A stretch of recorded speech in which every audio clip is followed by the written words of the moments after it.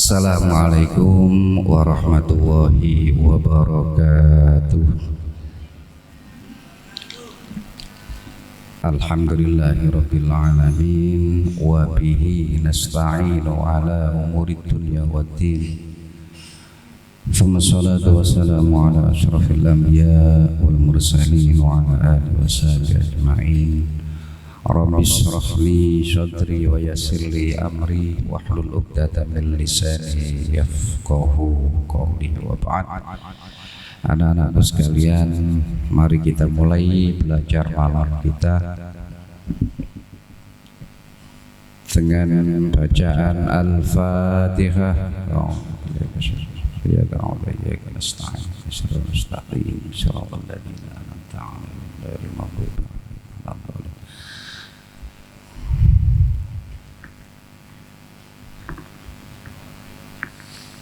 Ya, amin ya rabbal alamin. Maju yang kosong, bangku depan diisi ya. Kebetulan saya menggantikan beliau Yai Alvinson Haji yang hari ini ada tugas ngaji di daerah Abar-Abir. Materinya beliau apa kira-kira? Duratun Nasihin. Sudah sampai mana?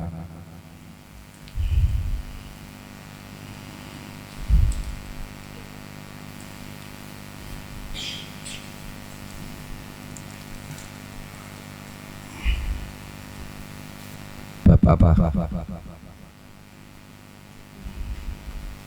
Beda-beda satu. Coba dibaca babnya saja. Al-Babul Khamis, apa itu?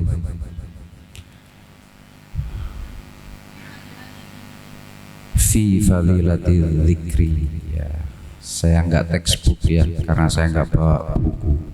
Ada bukunya? Coba satu sini.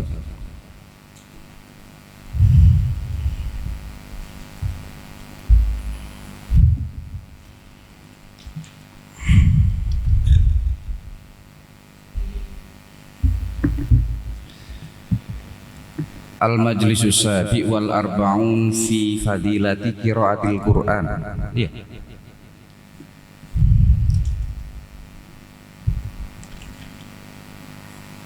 Fi fadilati dzikri atau fadilati qiraatil Qur'an.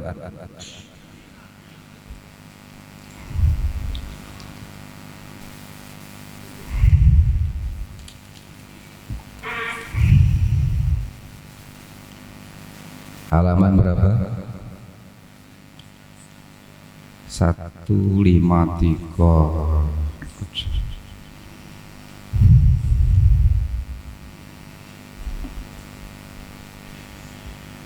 Ini yang sudah ya, fi fadilatil dzikri.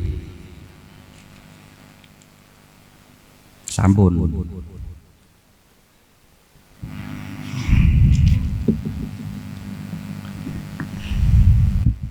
Ya. Sekarang Al-Majlisus Sadis wal Arba'un fi bayani khiyanati amanatillah. Saya terjemahkan Indonesia saja ya. Al-Majlisus Sadis wal Arba'un, bahasan yang ke 46. Fi bayani khiyanati amanatillah, di dalam menerangkan bab khianat tentang amanah. Ya, khianat dalam amanah itu termasuk salah satu sifatnya orang munafik ya. Wa idza tumina khanu. Salah satu sifat orang munafik yaitu jika dipercaya khianat. Ini termasuk yang dibahas dalam bab 46 fi khiyanati amanatillah. Suratul Ahzab, di dalam Suratul Ahzab diterangkan bismillahirrahmanirrahim. Inna aradnal amanata 'alas samawati wal ardi wal jibal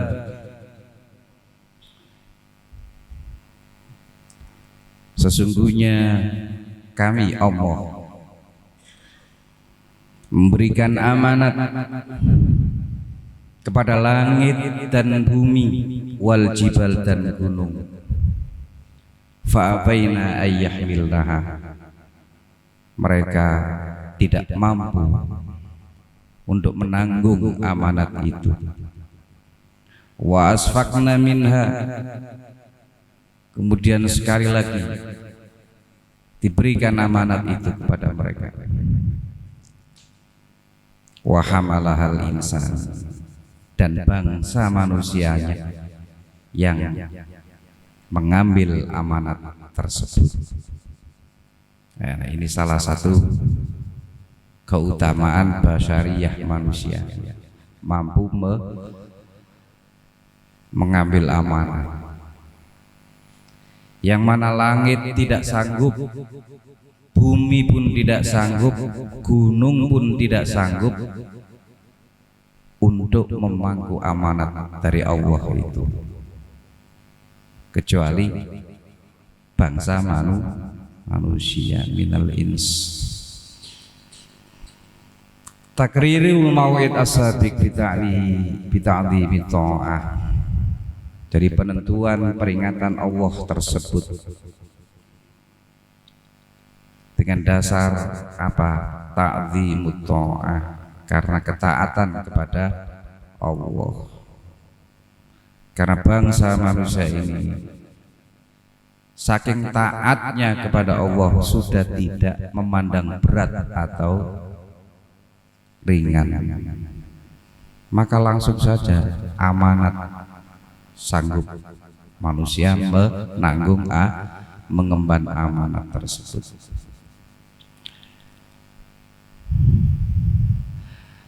Wasammaha amanatun min haitsu innaha wajibatul ada, dan dinamakan amanat itu sesuatu yang wajib, harus dilaksanakan oleh bangsa manusia. Wal ma'na annaha li'azami sa'niha bihaitsu law aradta ala hadhil ajramil idham, artinya itu karena kedudukan amanat itu yang paling tinggi, bukan masalah berat dan ringannya manusia sanggup mengemban amanat itu. Apa amanat nanti? Wa kanat dzatu suhurin wa idrakin li abaina ayyahmilnaha wa asfaqnaha minha, bahwa amanat itu mempunyai sifat yang besar, mempunyai kedudukan yang tinggi untuk diabaikan. Ya, amanat itu tinggi, bahasa Al-Quran. Karena orang itu kalau sudah tidak amanat berarti ikhwanus sayatin, yang termasuk golongan setan. Wa hamalal insan ma'adhufin biniyatihi wa ruhai quwatihi, dan bangsa manusia mengambil amanat itu ya, dengan segala kelemahannya, dengan segala kekurangannya, karena berdasarkan taat saja kepada Allah. Sudah nggak pakai mikir kanan kiri ya. Kalau itu sudah amanat, jalan, nah, itu amanat, karena besarnya amanat itu sendiri. Jadi kalau kita mendapatkan amanat apapun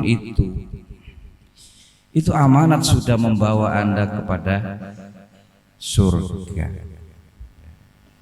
Amanat itu sendiri berat ya.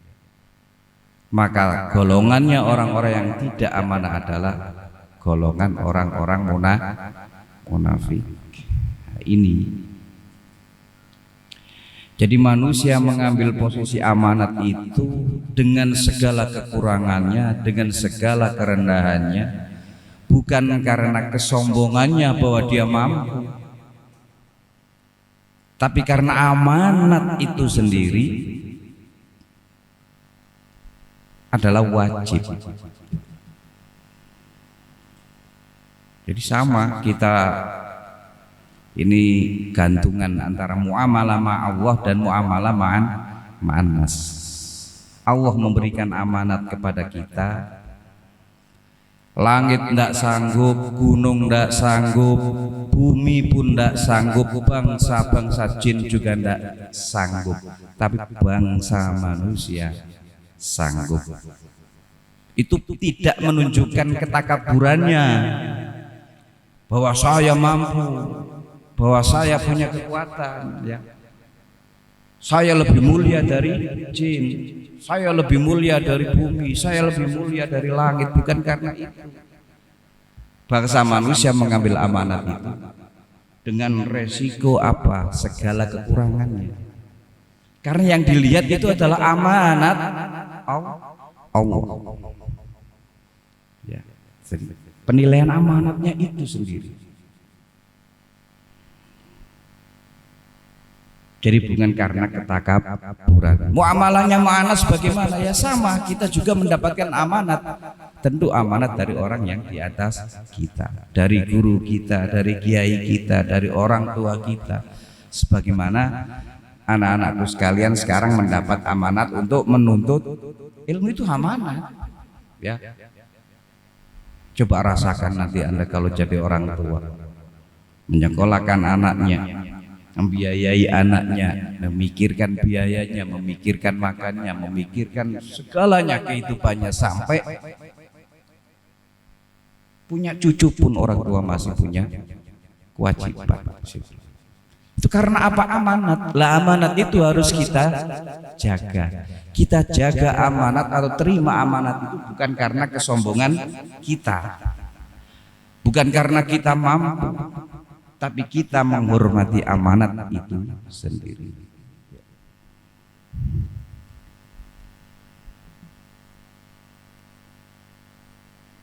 Maka dilanjutkan dengan innahu kana zaluman jahula. Dan manusia dianggap jahil, goblok, amanat besar itu. Amanat berat sekali itu. Kepercayaan yang berat sekali kok diambil lain, diejek oleh bangsa-bangsa lain. Jadi makhluk-makhluk lain itu podo ngerasani bangsa menungso. Goblok inti itu, dikasih beban sedemikian berat kok mau diambil lah. Itu sampai diejek-ejek dengan bangsa lain. Lah inilah namanya amanat. Maka salah satu amanat kita sebagai santri, penuntut thalibul ilmi, ya, itu harus apa? Harus selalu belajar, bahwa setiap kehidupan itu harus belajar. Setiap gerak adik-adik ini harus belajar. Anak-anakku sekalian mulai bangun sampai tidur lagi itu adalah thalabul ilmi. Ya.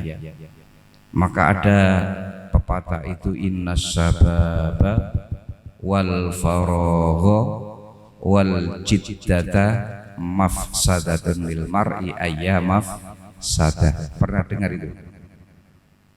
Coba ditulis.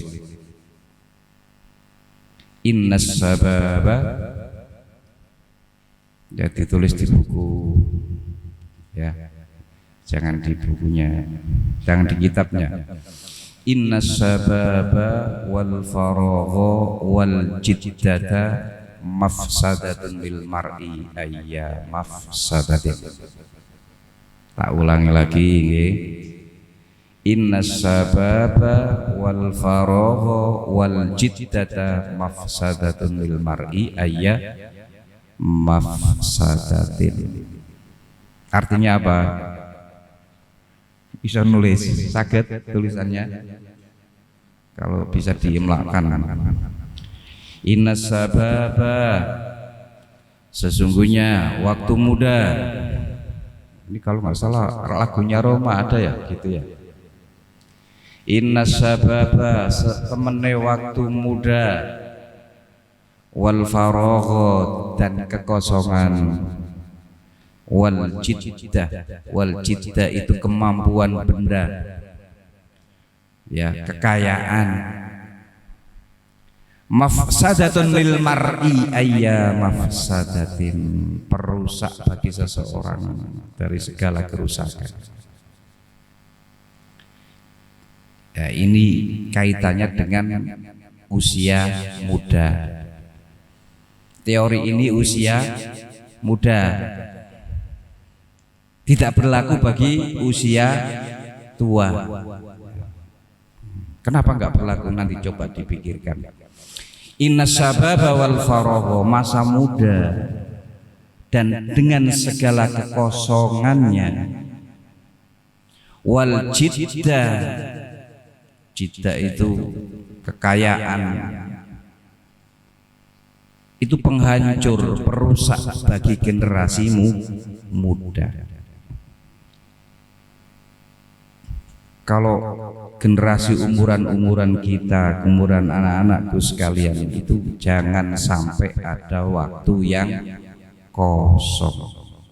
Karena waktu yang kosong di usia muda itu ngerusak pikiran. Ya.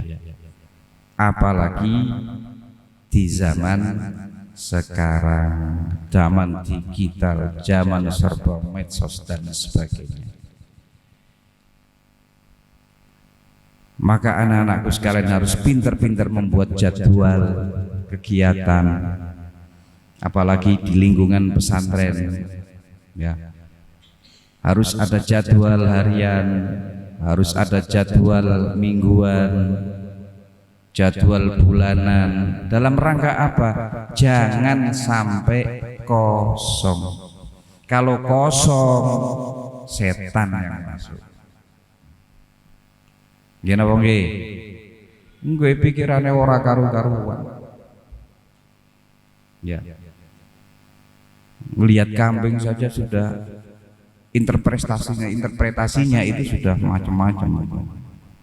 Melihat ayam itu sudah macam-macam pikirannya. Karena apa? Karena kosong.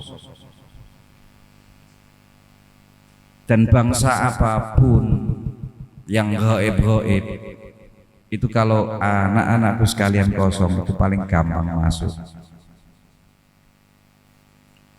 Ya, sing gampang ngelamun biasanya gampang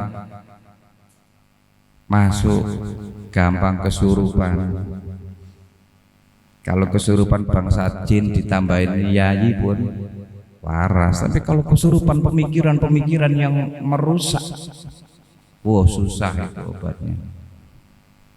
Ada lagi yang merusak di masa muda, apa itu? Al-jiddah. Ya. Wong sek cilik sek enom tapi cekelan duit jutaan bahkan ratusan juta. Ya. Bahkan juga mungkin ada yang miliaran. Ada ya. Terutama orang tua kita terkadang menganggap, terutama yang kerja di luar negeri, ya, yang penghasilannya banyak, selalu menganggap bahwa kalau kita memberikan uang kepada anaknya itu berlebih-lebihan, itu akan menyenangkan. Nah ini nanti calon-calon ibu, calon-calon bapak, jangan sampai gitu. Jadi seakan-akan ini adalah surga bagi anak saya, padahal itu adalah sesuatu yang sangat-sangat merusak. Karena belum waktunya. Karena Anda yang akan dipimpin oleh harta benda itu, bukan memimpin harta benda itu. Ya. Apalagi sekarang godaannya banyak. Ya. Coba adik yang peci putih itu. Mana yang peci putih kok tolak-tolak. Anda misalnya hari ini pegang duit 10 juta, apa yang Anda lakukan? Mangan sak warege, ngopi sak gelegeane gitu. Pasti pikirannya beda dengan pikiran orang tua. Maka ini kaitan kasual dengan kondisi umur. Maka pepatah tadi innas syababa bukan innas suyukha. Jadi kaitannya antara harta benda yang berlebihan itu ada harta benda yang ketika di kala muda itu yang berlebihan, yang betul-betul merusak. Ya, maka yang kayak kita yang masih santri, yang masih tholibul ilmi, itu yang paling penting adalah cukup, kepengen ke kantin cukup, kepengen makan cukup, nggak sampai berlebihan. Nah, mungkin enten sing sangune kata dibilang ya orang tua cukup mawon nggih. Misalnya jajane satu hari 5.000 ya cukup 5.000 saja, nggak usah berlebihan. Karena itu akan secara nggak langsung mematikan otak kita untuk berpikir. Ya, orang mondok itu pada dasarnya adalah apa? Belajar apa? Belajar hidup. Maka orang-orang yang mondok itu harus siap melarat. Kalau siap kaya itu semua orang siap, tapi siap melarat itu jarang, hanya ada di lingkungan pesantren. Ya. Orang siap melarat itu kalau kaya pasti siap, tapi orang siap kaya ketika melarat belum tentu siap. Ini mental. Ini yang merusak itu adalah dua hal tadi. Apa?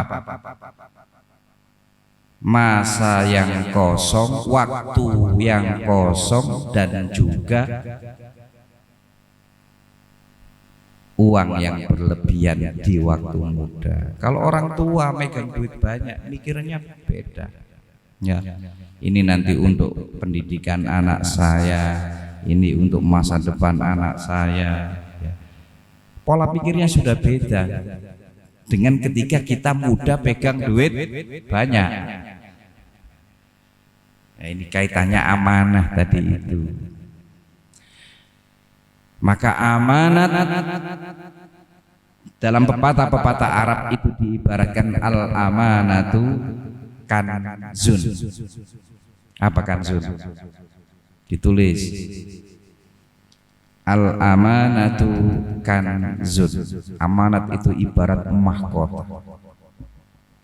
Jadi selalu dijaga. Kalau kita punya mahkota itu kan selalu kita jaga semampu kita, sekuat kita. Itu al-amanatu kanzun. Jadi amanat itu ibarat mahkota yang harus selalu kita jaga. Nah, kita sekarang ini lagi mendapat amanat dari orang tua kita untuk belajar, untuk mondok, untuk belajar hidup. Ya, kita orang tua itu sudah merasakan kita punya anak yang mondok dengan anak yang tidak mondok. Itu lebih mandiri anak yang mondok. Ya. Coba terkadang kita mungkin ngalami juga ya, orang tuanya sibuk ngantar jemput, sekolah di SMP misalnya, antar jemput, pagi berangkat orang tuanya, siang menjelang sore jemput lagi pulang. Coba orang tua juga habis waktunya di situ, kapan mikir kerjanya, padahal anaknya juga butuh biaya. Tapi kalau di pesantren anak sudah mandiri, memang harus melarat di pesantren.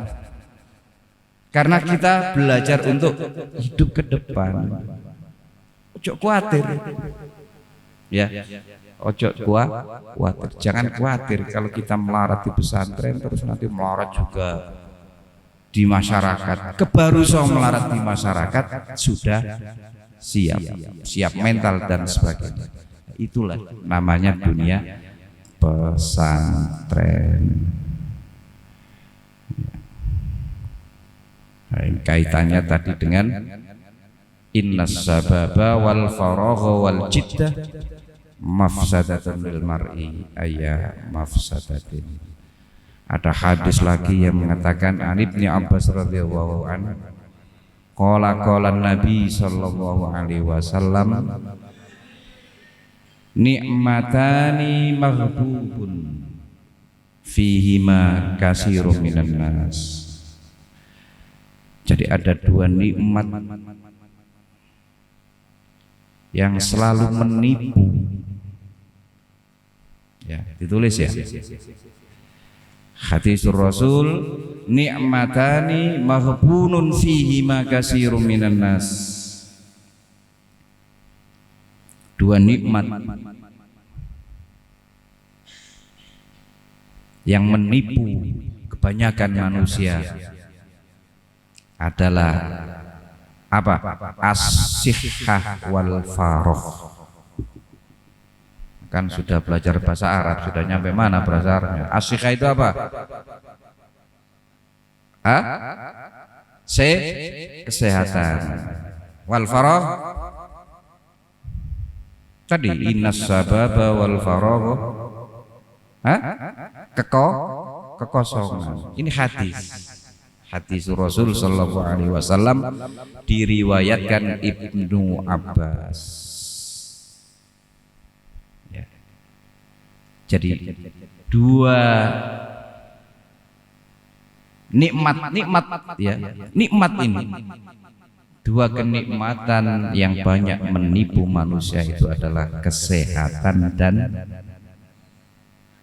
kekosongan. Orang kosong kan enak toh, santai, nggak ada pekerjaan, tapi pada dasarnya itu nikmat kekosongan yang semacam itu banyak menipu kita. Saat kita sehat, nikmat toh sehat. Siapa yang bilang sehat tidak nikmat? Orang tahu nikmatnya sehat itu setelah sakit. Iya toh? Nah, ketika sehat tidak mau menjaga agar tidak sakit. Ketika sehat tidak mau ibadah,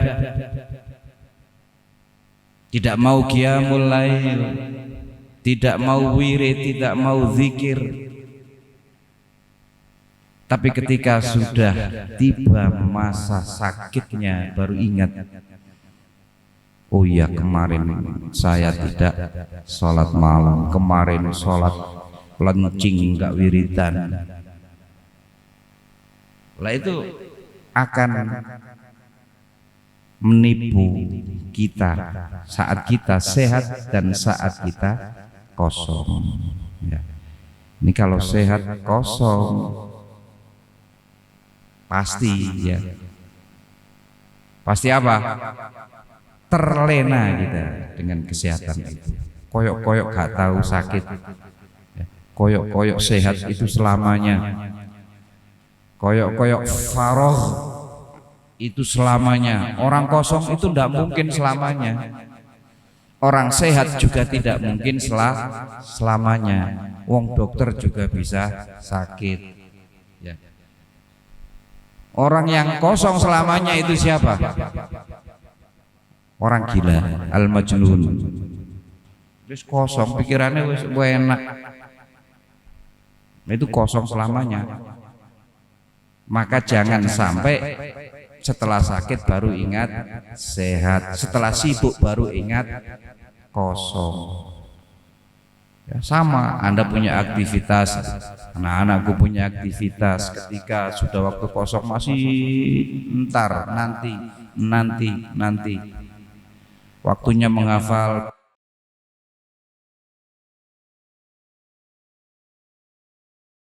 besok aja, nanti tidur dulu aja. Waktunya nyuci juga begitu. Nanti aja sampai seminggu sampai sebulan metu lere banyak. Kenapa nggih? Ya itu. Jadi segeralah beraktivitas, jangan sampai kosong. Karena orang-orang yang sukses semua itu terskedul, punya jadwal. Bahkan orang Jepang yang paling banyak sukses di dalam SDM, kalau SDM terbaik sekarang itu kan dari Jepang ya. Jadi orang-orang itu berebut-rebutan tenaga kerja dari Jepang itu memang mahal, tapi SDM-nya mumpuni. Itu salah satunya adalah tidak pernah tidur siang. Ya, di Jepang itu tidak ada istilah tidur siang. Mereka selalu beraktivitas. Artinya etos kerjanya tinggi. Karena apa? Karena tidak pernah mau kosong itu. Nah, terkadang kita yang sudah tahu bahwa kosong atau kekosongan itu merusak, malah santai-santai saja. Ya, maka anak-anak bikin kegiatan jadwal. Ya, coba 1 jam Anda pertanggungjawabkan. Berpikir begitu. Saya harus mempertanggungjawabkan 1 menit, 2 menit, 3 menit sampai 1 jam kepada orang tua saya. Ya, mereka kerja keras membiayai saya. Coba berpikir begitu saja, insya Allah membuat motivasi. Ya. Apa yang bisa saya berikan kelak kepada orang tua? Belum tentu saya bisa memberikan kelak kekayaan atau harta yang melimpah, atau juga ilmu yang banyak.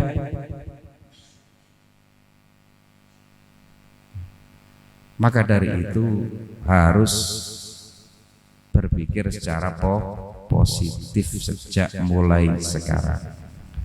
Ini dalam rangka amanat tadi. Ya. Ada yang hafal hadisnya itu. Ciri-ciri orang munafik ada 3. Ada yang hafal? Ciri bahasa Arabnya apa? Ayat. Gitu. Munafik, dia munafik. Ayatul munafiki salasun, ada yang bilang salah satun. 1.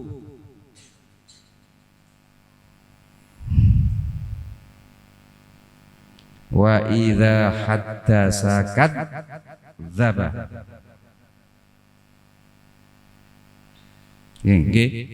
Apa tadi?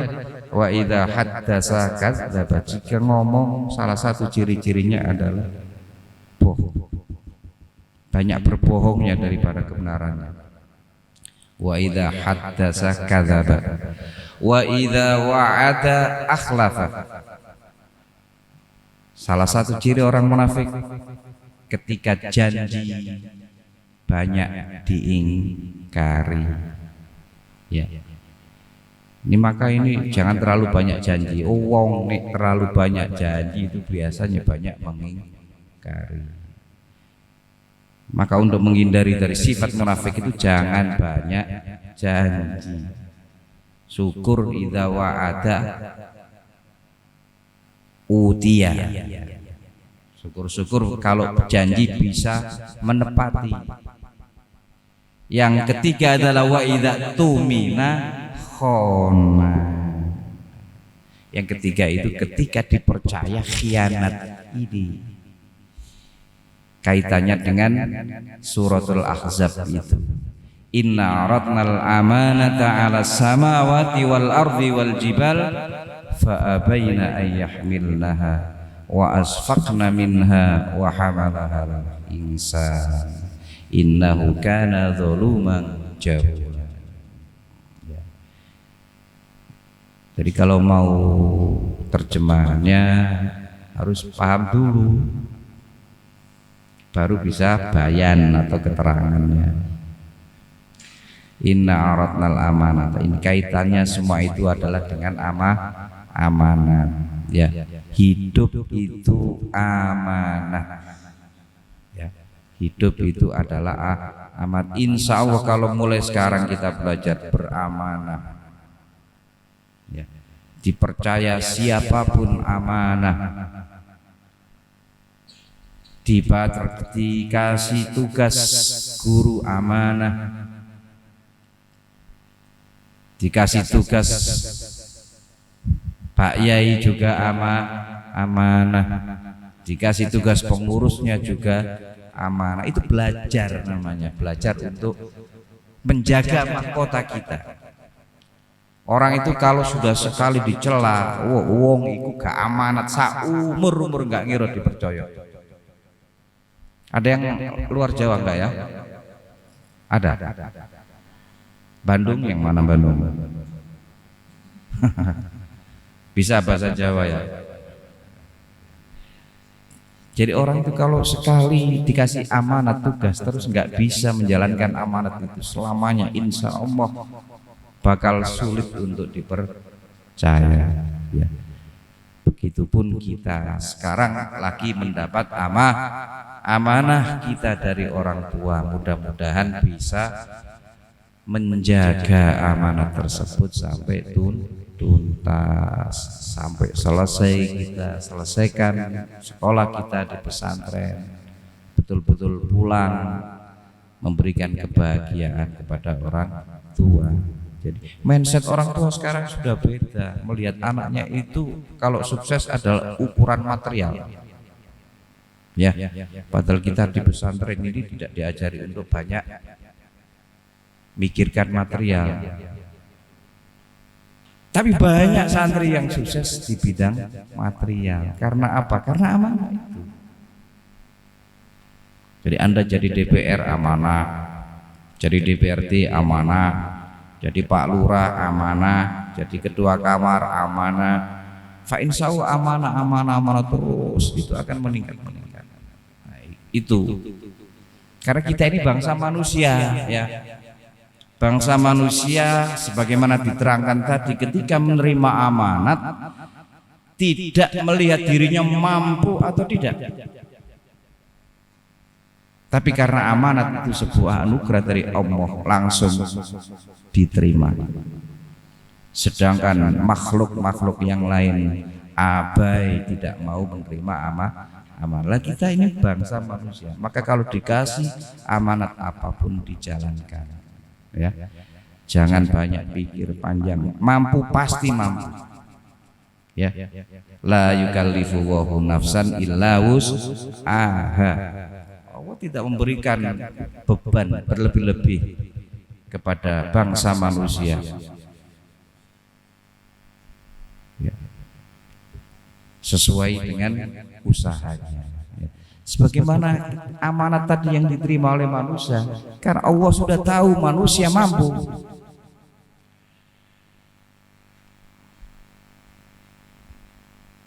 Ya, amanat tadi apa kira-kira?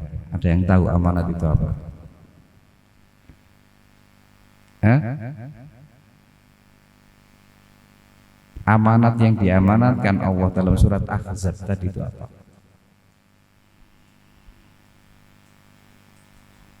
Khalifatun fil ardi, sebagai manusia khalifah di muka bumi untuk menegakkan agama Islam. Itu amanah itu. Jadi amanah itu sudah muncul mulai Nabi Adam, Nabi Isa dan nabi-nabi yang lain, Nabi Daud yang terakhir, Nabi Muhammad. Itu amanatuddin itu. Itu kan sing sanggup. Ya. Oh, malaikat aja enggak sanggup. Jin juga enggak sanggup. Karena berat amanat agama itu. Ya. Untuk menjalankan amanat itu di muka bumi hanya manusia yang mampu mengembannya. Ya, itu anak-anakku sekalian ya, diingat.